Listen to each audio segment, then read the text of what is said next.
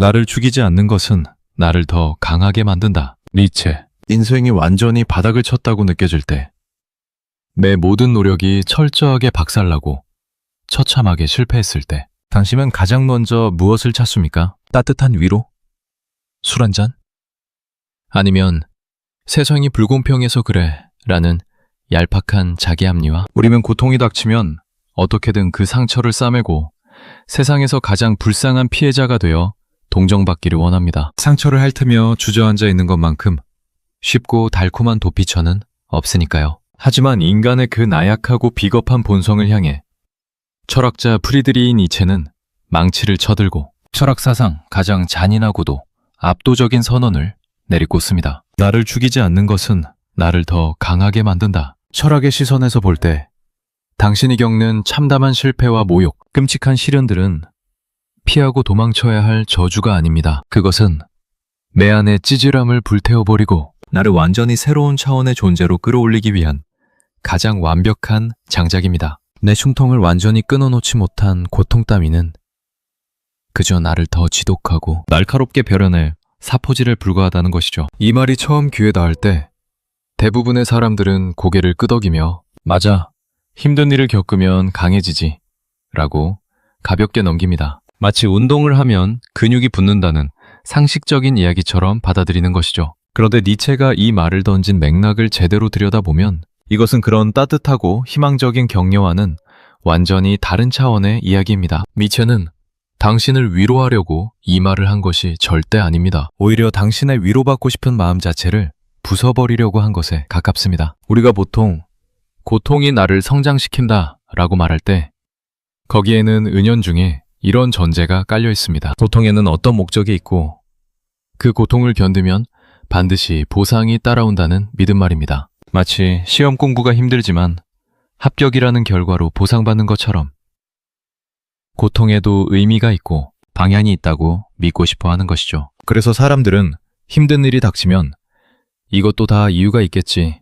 라고 스스로를 달래고 나중에 돌아보면 이 고통이 나에게 필요했던 거라고 깨닫게 될 거야 라고 위안을 삼습니다. 그런데 니체는 바로 이 지점에서 냉정하게 선을 긋습니다. 고통에는 원래 아무런 목적도 의미도 방향도 없다는 것입니다. 당신이 사업에 실패해서 전 재산을 날리고 믿었던 사람에게 배신당하고 건강을 잃고 사랑하는 사람과 이별하는 그 모든 고통 속에는 우주가 당신을 위해 마련해 놓은 교훈 같은 것은 처음부터 존재하지 않습니다. 그것은 그냥 닥친 것이고 그냥 일어난 것이고 거기에는 아무런 숨겨진 대본이 없습니다. 그렇다면 니체는 왜 고통이 나를 강하게 만든다고 했을까요? 여기서 핵심적인 전환이 일어납니다. 고통 자체에 의미가 있는 것이 아니라 고통을 겪고도 무너지지 않은 그 사실에서 의미가 만들어진다는 것입니다. 다시 말해서 고통이 당신에게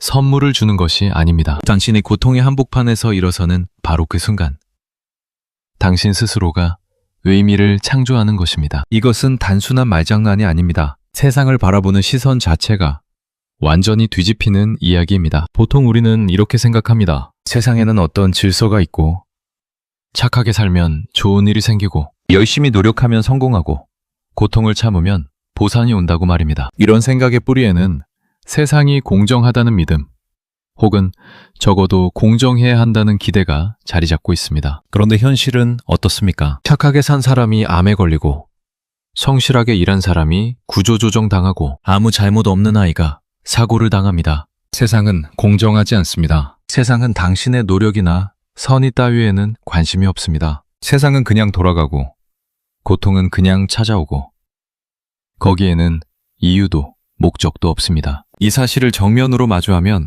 두 가지 반응이 나옵니다. 하나는 절망입니다. 세상에 의미가 없다면 살아서 뭐하나, 노력해서 뭐하나, 어차피 다 부질없는 것 아닌가 하는 허무주의에 빠지는 것이죠. 실제로 많은 사람들이 큰 고통을 겪은 후에 이 허무의 늪에 빠져서 헤어나오지 못합니다. 삶의 의욕을 잃고 무기력하게 하루하루를 때우고 어차피 뭘 해도 소용없어 라는 말을 입버릇처럼 달고 삽니다. 그런데 니체가 가리키는 방향은 정반대입니다. 세상에 원래 의미가 없다는 사실은 절망의 이유가 아니라 오히려 자유의 출발점이라는 것입니다. 생각해 보십시오.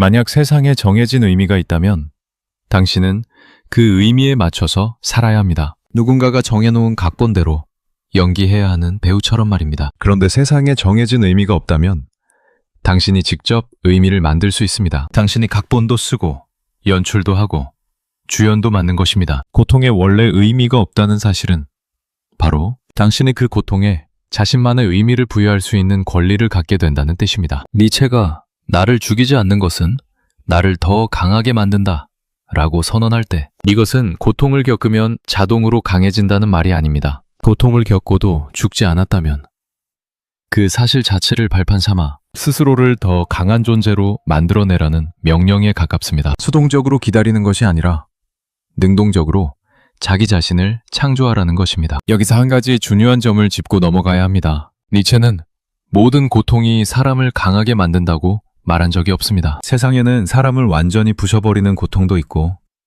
회복 불가능한 상처를 남기는 고통도 있습니다. 니체 자신이 그런 고통을 뼈저리게 겪은 사람입니다. 평생을 편도통과 위장병에 시달렸고 시력을 거의 잃었고 사랑하는 여자에게 거절당했고 자신의 철학이 세상에서 인정받지 못하는 것을 지켜봐야 했습니다. 말년에는 정신이 무너져서 어머니와 여동생의 보살핌을 받으며 살다가 세상을 떠났습니다. 그러니까 니체가 이 말을 한 것은 고통을 모르는 사람의 무책임한 낙관이 아닙니다. 고통의 한복판을 걸어본 사람이 그 지옥 같은 경험 속에서 건져올린 처절한 깨달음입니다. 고통이 나를 죽이지 못했다면 나는 그 고통 이전의 나와는 다른 존재가 되었다는 것. 그리고 그 달라진 나를 어떤 방향으로 이끌 것인지는 전적으로 나 자신에게 달려있다는 것. 이제 이 이야기를 우리의 일상으로 끌고 와보겠습니다. 당신이 직장에서 잘리는 상황을 생각해 보십시오. 아침에 출근했더니 상사가 당신을 불러서 다음 달부터 나오지 않아도 된다고 통보합니다. 10년 넘게 다닌 회사에서 밤새워 야근하고 주말도 반납하면서 충성을 바쳤는데 돌아온 것은 차가운 해고 통보입니다. 세상이 무너지는 것 같습니다. 배신감, 분노, 두려움, 수치심이 한꺼번에 밀려옵니다. 이때 보통 사람들의 반응은 크게 세 가지입니다. 첫째, 자기 연민에 빠지는 것입니다. 나는 이렇게까지 했는데 왜 나한테 이러지? 세상은 너무 불공평해. 나 같은 사람한테 왜 이런 일이 생기는 거야? 이런 생각에 잠기면 술을 마시거나 하루 종일 누워있거나 주변 사람들에게 자신이 얼마나 억울한지를 반복해서 이야기하게 됩니다. 자기 연민은 마약과 같습니다. 그 순간에는 달콤하지만 빠져들면 빠져들수록 더 깊은 수렁으로 끌려가서 결국 아무것도 할 수 없는 상태가 됩니다. 둘째, 남을 탓하는 것입니다. 저 상사가 나를 싫어해서 잘린 거야. 회사가 썩어서 그래. 경제가 나빠서 그래. 정부가 제대로 못해서 그래. 원인을 외부에서 찾으면 마음이 편해지는 것 같지만 실제로는 자기 삶의 통제권을 스스로 내려놓는 것입니다. 모든 원인이 외부에 있다면 해결책도 외부에 있어야 합니다. 그런데 외부는 당신의 통제 밖에 있습니다. 결국 당신은 영원히 외부 환경이 바뀌기를 기다리며 수동적으로 살게 됩니다. 셋째는 니체가 가리키는 길입니다. 해고라는 사건 자체에는 아무런 의미가 없다는 것을 인정하는 데서 시작합니다. 그것은 당신이 못내서 일어난 것도 아니고 세상이 불공평해서 일어난 것도 아니고 누군가의 음모 때문에 일어난 것도 아닙니다. 그냥 일어난 것입니다. 회사의 경영 상황, 조직 개편의 필요성, 수많은 요인이 복합적으로 작용해서 당신이라는 개인에게 떨어진 결과일 뿐입니다. 거기에 우주적인 의미 같은 것은 없습니다. 하지만 바로 그 때문에 당신이 이 사건에 어떤 의미를 부여할 것인지는 전적으로 당신의 몫입니다. 이것을 자신의 무능함에 대한 증거로 삼을 수도 있고 새로운 방향으로 나아가기 위한 전환점으로 삼을 수도 있습니다. 이것을 세상에 대한 원망의 씨앗으로 심을 수도 있고 자기 자신을 다시 만들어가는 출발선으로 삼을 수도 있습니다. 여기서 중요한 것은 긍정적으로 생각하라는 말이 절대 아니라는 점입니다. 니체는 긍정심리학의 선조가 아닙니다. 모든 일에는 좋은 면이 있어 라거나 힘들어도 웃어봐 라는 식의 얕은 낙관주의를 니체는 경멸했습니다. 니체가 말하는 것은 태도의 전환이 아니라 존재의 전환입니다. 고통을 겪기 전에 나와 고통을 겪은 후에 나는 같은 사람이 아닙니다. 고통은 나를 변형시킵니다. 문제는 그 변형의 방향을 내가 결정할 것이냐, 아니면 외부에 맡길 것이냐 하는 것입니다. 해고를 당한 후에 석 달 동안 자기 연민에 빠져서 매일 술을 마시고 이력서 한 장 내지 않고 나 같은 사람은 어디 가도 안 돼 라고 중얼거리며 사는 것도 변형입니다. 하지만 그것은 고통이 나를 변형시킨 것이지 내가 나를 변형시킨 것이 아닙니다. 반대로 해고라는 충격 속에서 자신이 정말로 하고 싶은 일이 무엇이었는지를 돌아보고 그동안 안정이라는 이름 아래 외면했던 꿈을 다시 꺼내들고 두렵지만 새로운 길을 향해 첫걸음을 내딛는 것도 변형입니다. 이것은 내가 나를 변형시킨 것입니다. 니체는 후자를 선택하는 사람을 위버맨시, 즉 초인이라고 불렀습니다. 초인이라는 말이 거창하게 들릴 수 있지만 니체가 말하는 초인은 하늘을 나는 슈퍼히어로가 아닙니다. 자기 삶의 의미를 스스로 창조하는 사람, 외부에서 주어진 가치 체계에 기대지 않고 자기 자신의 가치를 만들어내는 사람, 고통 앞에서 무릎 꿇지 않고 그 고통을 재료 삼아 자기 자신을 빚어내는 사람을 말합니다. 이것이 왜 그토록 어려운 일인지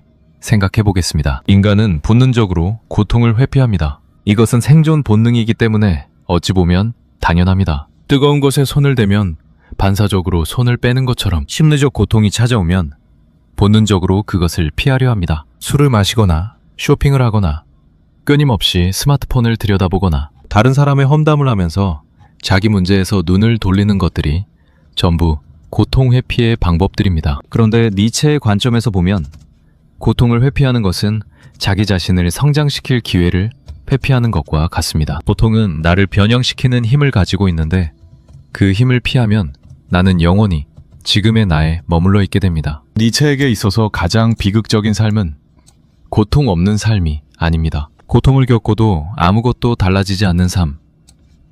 같은 실수를 반복하고 같은 패턴에 갇혀있고 같은 불평을 늘어놓으며 10년 전의 자기와 똑같은 상태로 살아가는 삶이 가장 비극적인 삶입니다. 당신 주위를 한번 둘러보십시오. 10년 전에 했던 불평을 지금도 하고 있는 사람이 있지 않습니까? 우리 회사 상사가 너무 꼰대야 라고 10년 전에도 말했고 지금도 말하는 사람. 운이 없어서 못해 라고 10년 전에도 말했고 지금도 말하는 사람. 시간이 없어서 운동을 못해 라고 10년 전에도 말했고 지금도 말하는 사람. 이 사람들은 10년 동안 분명히 수많은 고통과 시련을 겪었을 것입니다. 하지만 그 고통이 이들을 전혀 변화시키지 못했습니다. 왜일까요? 이들이 고통을 회피했기 때문입니다. 고통의 표면만 스치고 지나갔기 때문입니다. 고통 속으로 깊이 들어가서 그 안에서 자기 자신과 마주하는 것을 거부했기 때문입니다. 니체가 말하는 강해짐이란 바로 이런 맥락에서 이해해야 합니다. 강해진다는 것은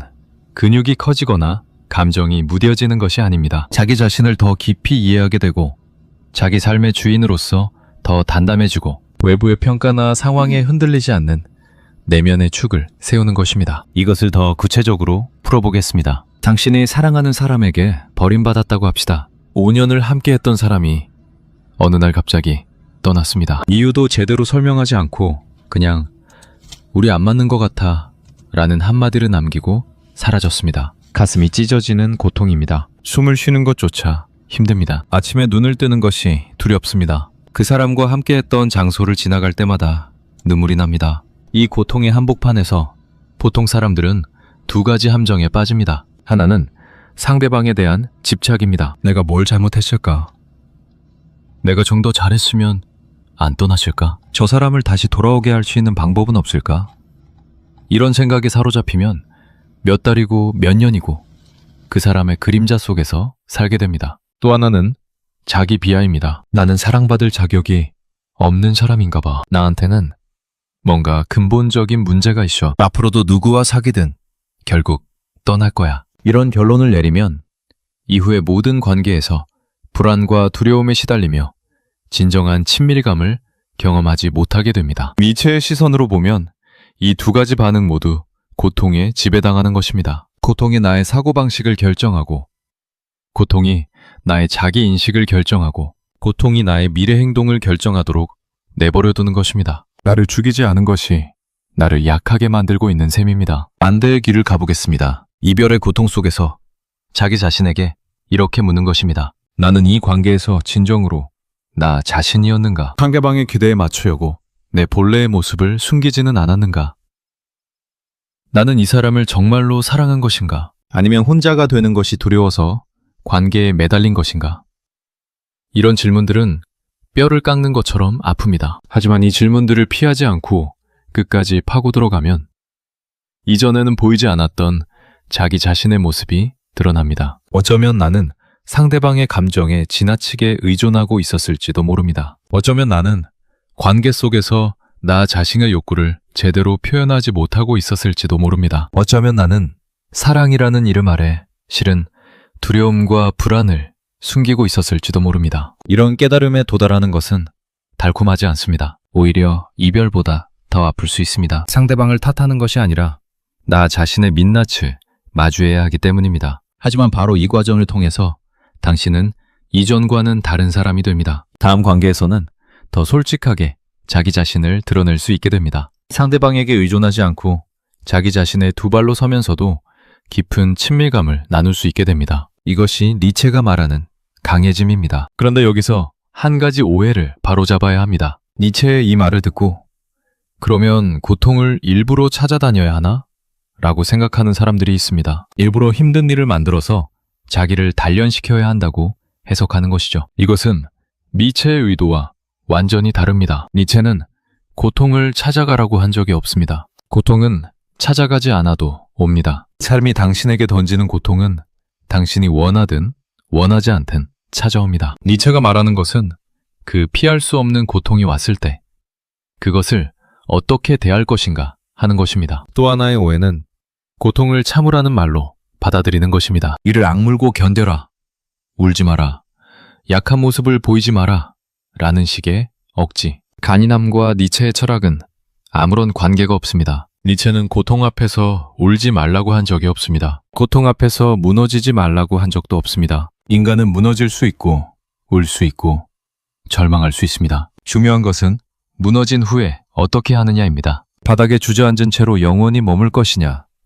아니면 바닥을 딛고 일어설 것이냐. 니체의 관심은 오직 후자에 있습니다. 이 대목에서 니체가 제시한 또 하나의 강력한 개념을 이야기하지 않을 수 없습니다. 바로 영원 회귀라는 사상입니다. 니체는 이런 질문을 던집니다. 만약 당신의 삶이 지금 이 순간 그대로 영원히 반복된다면 어떻겠습니까? 당신이 겪은 모든 고통, 모든 실패, 모든 좌절, 모든 눈물이 한치의 변화도 없이 영원히 되풀이된다면 당신은 그 삶을 기꺼이 받아들일 수 있습니까? 대부분의 사람들은 이 질문에 소름이 끼칠 것입니다. 내 인생의 가장 고통스러운 순간들이 영원히 반복된다니 그것은 지옥이 아닌가 하고 생각할 것입니다. 하지만 니체는 바로 이 지점에서 도발합니다. 만약 당신이 정말로 자기 삶의 주인이라면, 만약 당신이 정말로 자기 고통에 의미를 부여하고 그것을 자신의 것으로 만들었다면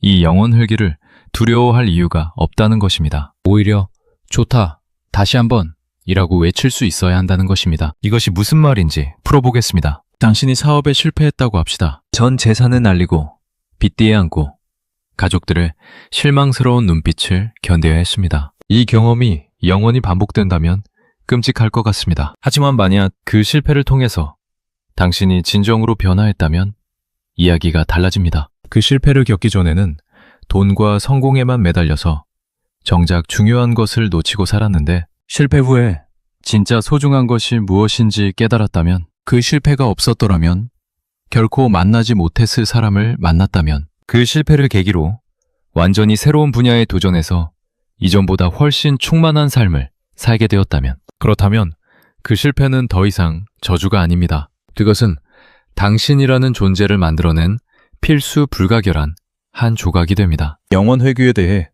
좋다, 다시 한번 이라고 말할 수 있다는 것은 자기 삶의 모든 순간을, 고통과 기쁨 모두를 자기 것으로 온전히 받아들였다는 뜻입니다. 이것이야말로 니체가 말하는 궁극적인 강함입니다. 고통을 이겨내는 것이 아니라 고통까지도 포함한 자기 삶 전체를 긍정하는 것. 이것은 단순한 낙관주의와는 차원이 다릅니다. 삶의 어둠을 외면하지 않고 정면으로 바라보면서도 그 어둠까지도 자기 삶의 일부로 끌어안는 것입니다. 자, 이제 더 현실적인 이야기를 해보겠습니다. 니체의 이 말이 우리의 하루하루에 어떤 의미를 가질 수 있는지를 말입니다. 당신이 매일 아침 출근하는 직장이 지옥 같다고 합시다. 상사는 매일 잔소리를 하고 동료들은 뒤에서 험담을 하고 업무량은 산더미인데 연봉은 올라갈 기미가 보이지 않습니다. 퇴근하면 녹초가 되어서 소파에 쓰러지고 주말에는 월요일이 오는 것이 두려워서 일요일 저녁부터 우울해집니다. 이런 상황에서 니체의 말을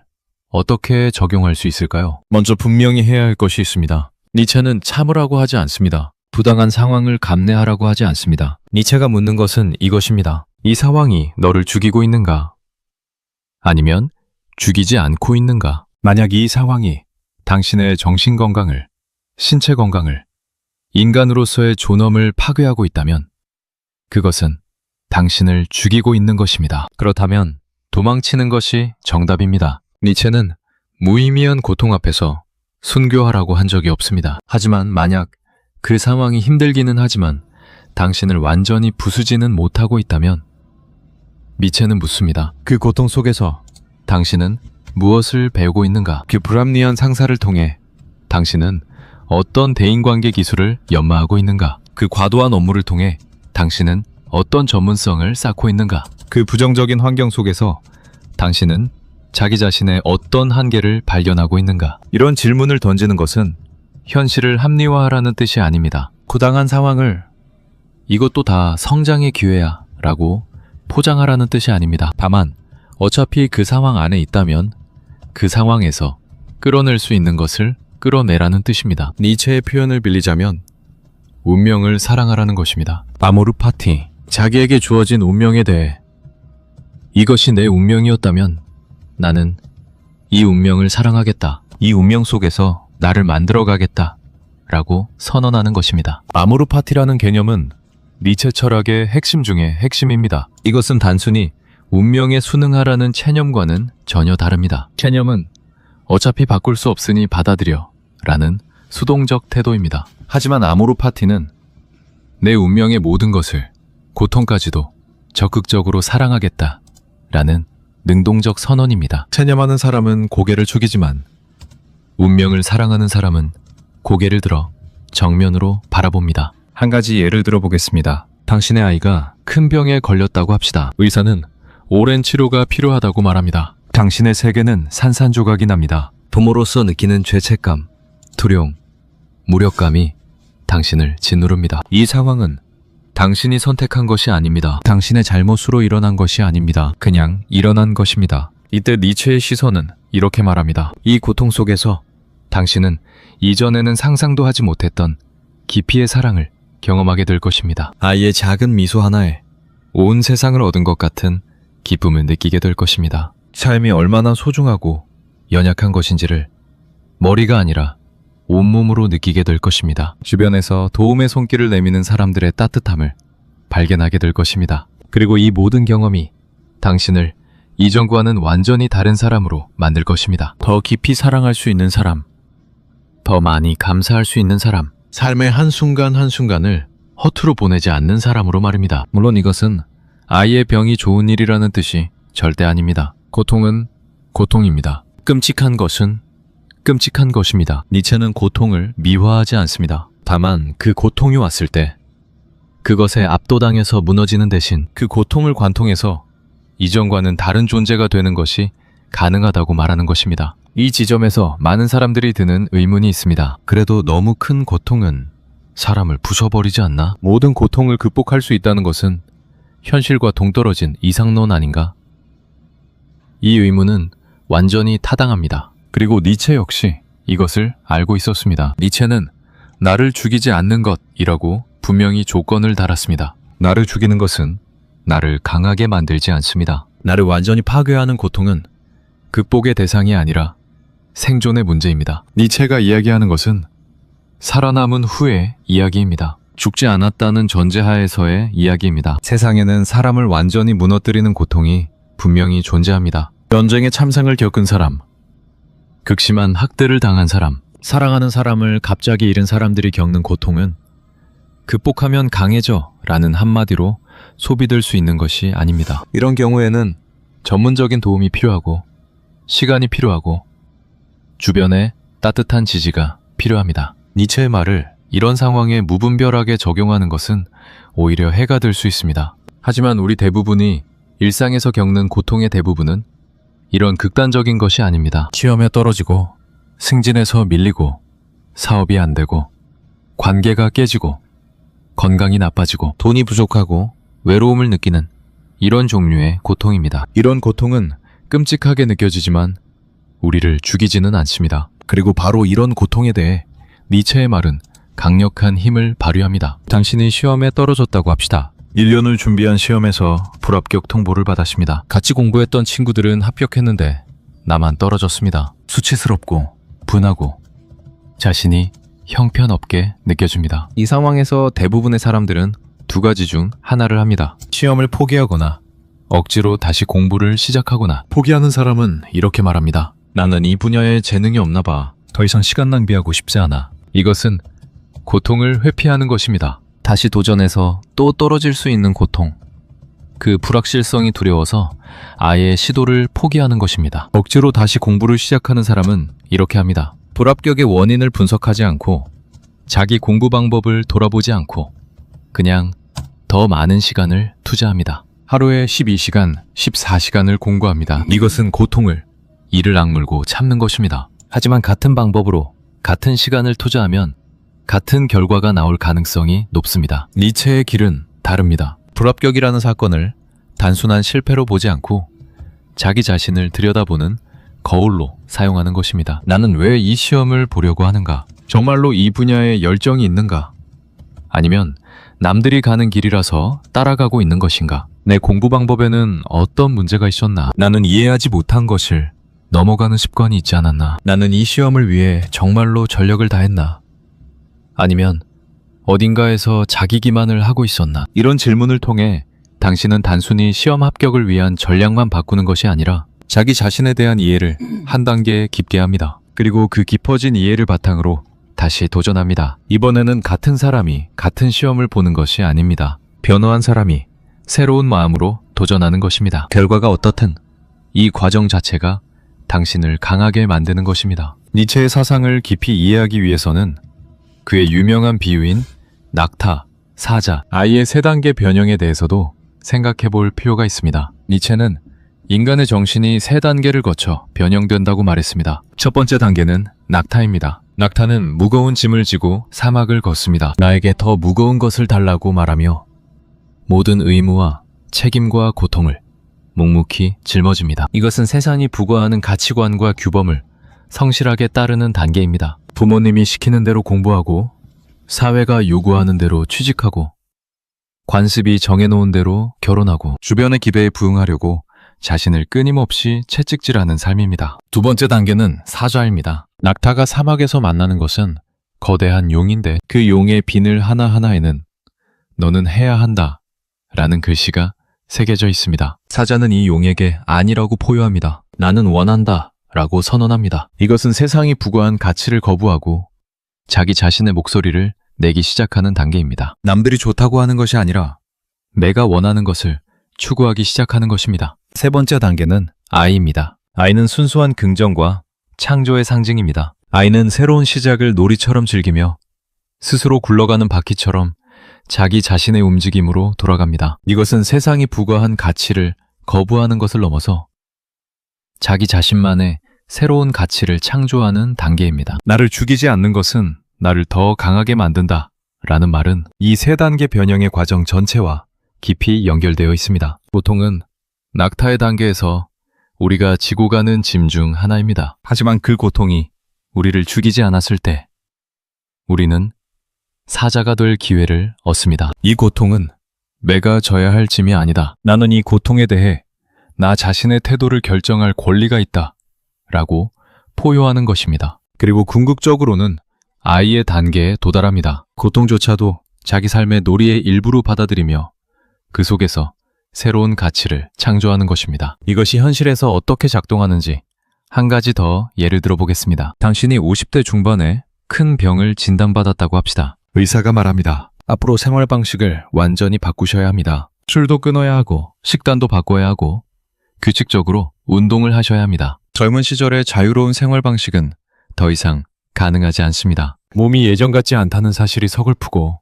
인생의 황금기가 끝나버린 것 같아서 허탈합니다. 낙하의 단계에 있는 사람은 의사의 말을 의무로 받아들입니다. 시키는 대로 약을 먹고 시키는 대로 식단을 조절하고 시키는 대로 운동을 합니다. 하지만 마음속으로는 원망이 가득합니다. 왜 나한테 이런 일이 생긴 거야? 다른 사람들은 잘 먹고 잘 마시면서 멀쩡한데 왜 나만? 이 상태에서는 건강관리가 고통스러운 형벌처럼 느껴집니다. 사자의 단계로 넘어가는 사람은 이 상황에 대해 아니라고 말합니다. 이 병이 내 인생의 끝이 아니다. 나는 이 병에 정의되지 않겠다. 나는 내 몸의 한계 안에서 나만의 방식으로 살아가겠다.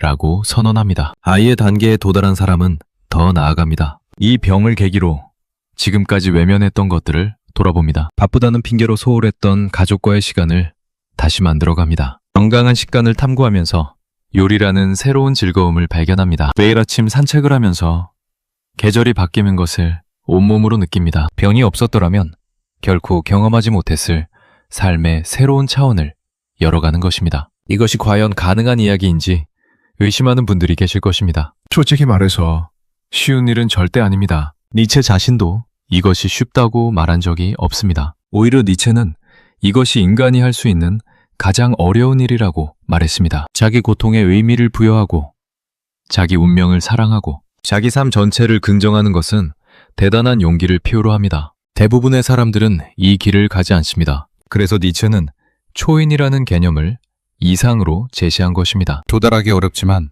도달하려고 노력할 가치가 있는 이상 말입니다. 하지만 완벽하게 초인이 되지 못하더라도 그 방향으로 한 걸음이라도 나아가는 것은 분명히 가능합니다. 그리고 그 한 걸음이 당신의 삶을 바꿀 수 있습니다. 당신이 오늘 겪고 있는 고통이 무엇이든 한 가지만 기억하십시오. 그 고통이 당신을 죽이지 않았다면 당신은 아직 살아있다는 것입니다. 살아있다는 것은 아직 자기 자신을 만들어갈 시간이 남아있다는 것입니다. 그리고 니체에 따르면 바로 그 지금이 당신이 더 강해질 수 있는 순간입니다. 그런데 여기서 또 하나 짚어야 할 중요한 것이 있습니다. 니체가 말하는 강함은 다른 사람보다 잘나는 것이 아니라는 점입니다. 니체의 강함은 타인과의 비교에서 나오는 것이 아닙니다. 그것은 전적으로 나 자신과의 관계에서 나오는 것입니다. 어제의 나보다 오늘의 내가 한 뼘이라도 더 깊이 자기 자신을 이해하게 되었다면 그것이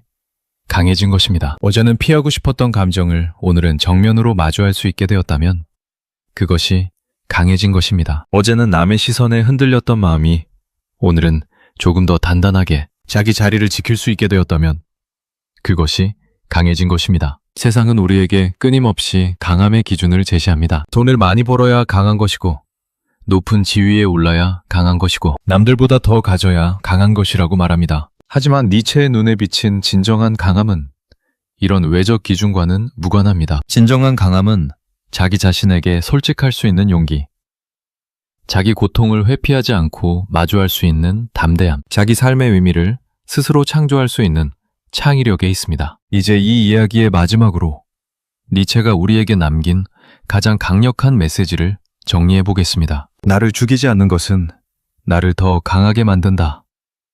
라는 이 한 문장 속에는 니체의 철학의 정수가 담겨 있습니다. 고통에는 원래 의미가 없지만 인간은 고통에 의미를 부여할 수 있는 유일한 존재입니다. 고통이 나를 죽이지 못했다면 나는 그 고통 이전의 나를 넘어서 새로운 나를 창조할 기회를 얻은 것입니다. 그 기회를 잡을 것인지 아니면 고통 앞에 무릎을 꿇고 예전의 나에 머물 것인지는 전적으로 내 자신의 선택입니다. 니체는 결코 우리에게 위로를 주려는 사람이 아니었습니다. 그는 우리를 따뜻하게 감싸주려 한 것이 아니라 차가운 진실 앞에 세워놓으려 했습니다. 세상은 공정하지 않고 고통에는 이유가 없고 당신의 노력이 보상받으리라는 보장은 어디에도 없습니다. 하지만 바로 그렇기 때문에 자기 삶의 의미를 스스로 만들어가는 인간은 아름답습니다. 고통의 잿더미 속에서 자기 자신을 다시 세워 올리는 인간은 위대합니다. 이것이 니체가 보여주고 싶었던 인간의 모습입니다. 당신의 삶에 지금 어떤 고통이 있든 그것이 당신을 죽이지 못했다면 당신은 이미 그 고통보다 강한 사람입니다. 문제는 당신이 그것을 알고 있느냐, 모르고 있느냐입니다. 니체는 당신이 그것을 알기를 원합니다. 그리고 아는 것에서 멈추지 않고 그 알을 바탕으로 자기 자신을 새롭게 만들어가기를 원합니다. 나를 죽이지 않는 것은 나를 더 강하게 만든다. 이 말은 미로가 아닙니다. 이 말은 도전입니다. 당신은 지금 이 순간 그 도전에 받아들일 준비가 되어 있습니까?